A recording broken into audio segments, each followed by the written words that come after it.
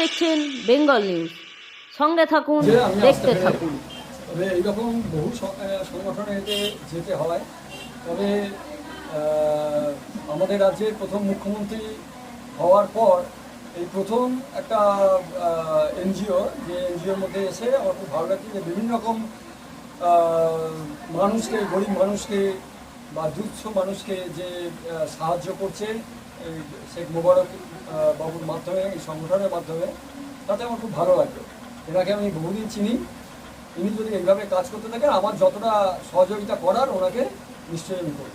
আপনি যে সংগঠনে থাকেন তার কর্মধারা আর এই সংগঠনের কর্মধারার মধ্যে কোথাও না কোথাও একটা মিল পাওয়া যায়, কি বলবেন আপনি?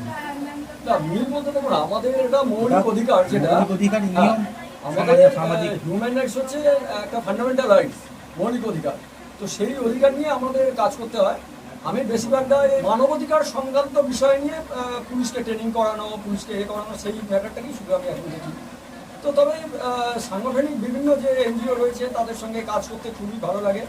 এবং আমার মনে হয় যে এখন নূতন সরকারের বিভিন্ন রকম এনজিও নিয়ে উনি হয়তো জানেন, বা না জানলে আমার সঙ্গে যোগাযোগ করলে আপনাদের সাংবাদিক যারা আছেন তাদের মাধ্যমে আমি জানতে চাইছি, রাজ্যের যত এনজিও রয়েছে, এনজিওদের সমস্ত যে কাগজপত্র আছে সেটা নিয়ে যদি তারা অনলাইনে বা কারোর সঙ্গে যোগাযোগ করে, এনজিওদের এখন বিশাল ফেসিলিটি পাওয়া যাবে বলে নূতন রাজ্য সরকার অর্থাৎ মুখ্যমন্ত্রী বলেছেন। অনলাইনে কাজের সঙ্গে জড়িত করতে হবে। অনলাইনে যে এগুলো রয়েছে, আপনার সাইবার ক্যাফ রয়েছে, সেখানে গিয়ে অনলাইনে যোগাযোগ করবে, বা সরকারি যে দপ্তরগুলো রয়েছে বা ডিএম অফিসে যোগাযোগ করবে, করলে এই বা বিডিওর সঙ্গে যোগাযোগ করবে, করলে ওরা বলে দেবে।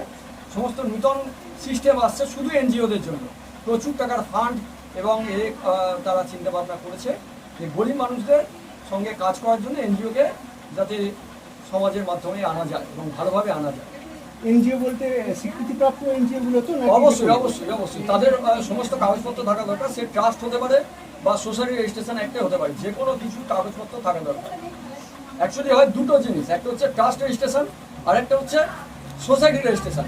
যে কোনো রেজিস্ট্রেশন থাকতে হবে, তার কাগজপত্র নিয়ে এবং 3 বছরের অডিট নিয়ে, সেগুলো নিয়ে যদি ডিএম বা বিডিওর সঙ্গে যোগাযোগ করা যায়, আমার মনে হয় রিসেন্টলি, তবে একটু কদিন ওয়েট করে যাক, আরও নানা রকম আসছে, এগুলো দেখে তাদের সঙ্গে যোগাযোগ করলে আমার মনে হয় এনজিও থেকে যা যা ফ্যাসিলিটি সরকার দেওয়ার কথা সেগুলো দেবে।